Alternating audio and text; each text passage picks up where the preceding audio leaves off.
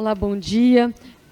Começo a minha fala saudando e prestando solidariedade à Dandara, vereadora de Patrocínio Paulista. O pai dela faleceu nesta manhã.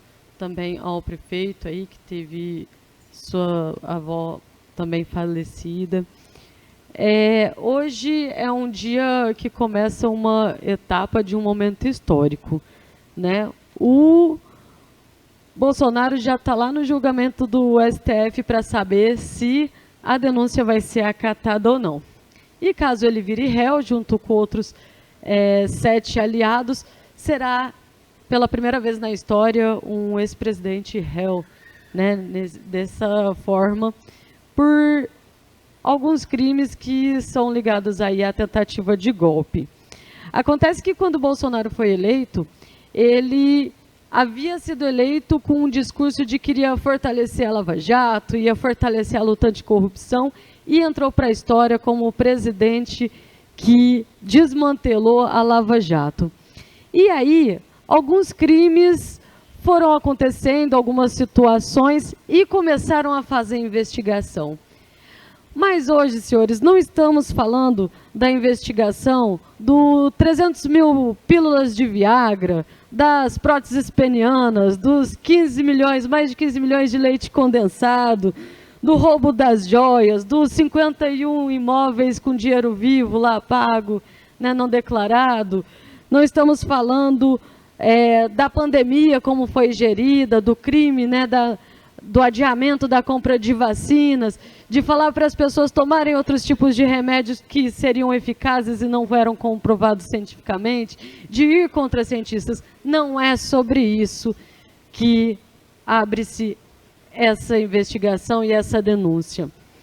Essa denúncia, a gente está falando de abolição violenta ao Estado de Direito, a tentativa de golpe. Nós estamos falando de uma tentativa de golpe que não é como antigamente, que colocavam tanques de guerra na rua, que haviam bombas, embora tenha havido também. Nós estamos falando de uma tentativa de guerra que tinha algodão doce, que tinha marcha soldado cabeça de papel, adoração ao pneu, código Morse para ET com o celular na testa e tantas outras situações que aconteceram e que a gente teve que acompanhar. E aí foi retirada aqui nessa moção de aplauso ao Eduardo, né, filho do inelegível, porque estava sendo baseada aí numa fake news, então vai ser reavaliada, como o vereador acabou de dizer. E o Eduardo, ele está nos Estados Unidos e faz um vídeo dizendo que não vai retornar. E aí o meu comentário, a princípio, verás que um filho teu não foge à luta, não é mesmo? Dirão os patriotas, não Bolsonaro, porque vê seu filho lá, depois de uma tentativa que está em andamento de movimentar o ficha limpa para tornar menos inelegível, né, por menos tempo, e aí tem essa dificuldade, está tentando depois disso a anistia. E a anistia, senhores, não é para as pessoas que foram manipuladas. Foi mencionado aqui um caso de uma mãe, né, a Débora, uma cabeleireira, que vou esclarecer que não foi por causa de um batom. Se fosse por causa de um batom e um perdeu o mané, ela pegaria aí no máximo 3 anos de prisão e seria até pena alternativa, não iria nem para a prisão. Mas ela sabia que as pessoas que estavam no grupo dela estavam armados, então ela está sendo associada ao crime armado, ela está sendo associada à tentativa violenta de abolição do Estado de Direito, porque ela foi sabendo que as pessoas estavam lá para isso, foram levadas granadas, explodiram ônibus, eles bateram em policiais, eles bateram nos cavalos dos policiais que estavam lá para proteger a esplanada. Então, houve um movimento que não foi só um batonzinho, não é mesmo? Então, assim, a gente também está acompanhando isso com muita seriedade e a gente espera que realmente sejam julgados de acordo com a justiça. Eu não peço nem a mais nem a menos, eu peço a lei. Eu peço que coloquem as provas e seja julgado em cima dessas provas. E eu tenho certeza que todos os brasileiros patriotas esperam isso, principalmente porque a gente não espera uma ditadura, uma outra tentativa de ditadura que não seja respondido à altura. E aí, voltando aqui para Franca, hoje tivemos aqui os servidores públicos municipais que entraram em estado de greve. Foram tentadas algumas conversas, né? Foram 3 tentativas e o executivo não flexibilizou e também não explicou o porquê sim, o porquê não, por que não tem essa margem, se a gente vê que existe essa margem. Então ficam essas perguntas e por isso que vai trazendo esse descontentamento. E como eu disse mais cedo, os servidores eles pedem um real reajuste nos seus salários, na alimentação, no abono. E quando o executivo não dá, é o direito do executivo. Ele foi eleito para tomar decisões executivas e ele que decide o que vai ser feito do dinheiro da cidade. Nós aqui mesmo da Câmara não temos poder nenhum sobre isso.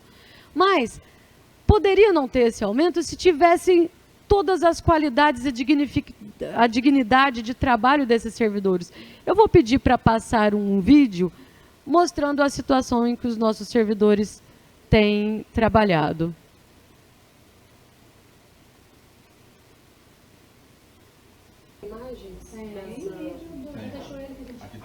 Bom, eu tenho visitado alguns prédios públicos, esse daí é um deles, vocês vão ver que está embolorado, tem rachaduras horizontais e verticais em várias salas. Os atendentes, fui também no Conselho Tutelar, os atendentes eles tiveram que mover as mesas porque chove em cima de todo o computador, a mesa que atende as crianças. As minhas gestantes que usam o banheiro, Fui no posto de saúde da família, geladeira quebrada, lugar mofado, não tem estoque. O material fica estocado dentro dos banheiros que a própria comunidade usa. Imagina o perigo que não é, né, ter lá produtos de limpeza, ter arquivos, ter equipamentos, tudo abarrotado dentro dos banheiros. Conversei em UBSs que fazem campanha, por exemplo, do Outubro Rosa, os funcionários que tiram dinheiro do próprio bolso. Gente, eu fiquei sabendo que vem um kit para o pessoal da UBS com umas bexiguinhas, uns lacinhos rosas lá, e querem que façam promoção de prevenção a doenças da saúde da mulher, a prevenção ao câncer.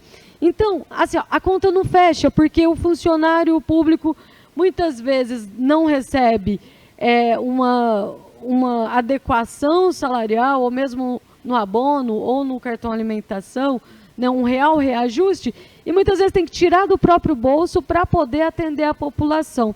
Então, isso é realmente assim, ó, indignante. Então, toda a solidariedade aos servidores públicos, à população que indiretamente sofre com isso, porque os servidores públicos acabam adoecendo, acabam aí tendo menor rendimento nos seus trabalhos, não são valorizados. A gente sabe que existe um medo muito grande de se fazer mesmo um planejamento de plano de carreira, uma programação. Não estou falando para esse ano, para o próximo, eu estou falando, se a gente começa hoje, pode ser para daqui 5 anos, pode ser para daqui 10 anos, inclusive se fosse feito há 10 anos, hoje já teria acontecido. Temos muitos servidores, supervisores que ganham menos que supervisionados, como eu já mencionei no caso da educação. Enfim, não existe esse diálogo, não existe essa abertura e é uma pena. E aí a gente fica aqui tentando acalmar os ânimos, tentando, né, fazer esse diálogo de alguma forma. Então, eu presto aqui realmente toda a minha solidariedade a essa categoria. E aproveito para encerrar, convidar todos vocês para o ato pela democracia, sem anistia, que vai ter agora, sexta-feira, dia 28, às 19 horas, na Unesp. Temos, junto com a gente, a OAB, a Comissão de Justiça e Paz, vários coletivos da cidade, e estão todos convidados para vir comparecer e somar, para a gente lembrar que tempos de ditadura nunca mais, e a anistia para golpistas, para criminosos depois que forem condenados, nunca mais também. E que se seja feita a justiça e que não venha pessoas aqui tentar defender um sistema de antidemocracia que não é compatível a votos e a essa casa e a nenhum sistema democrático do nosso país. Obrigada.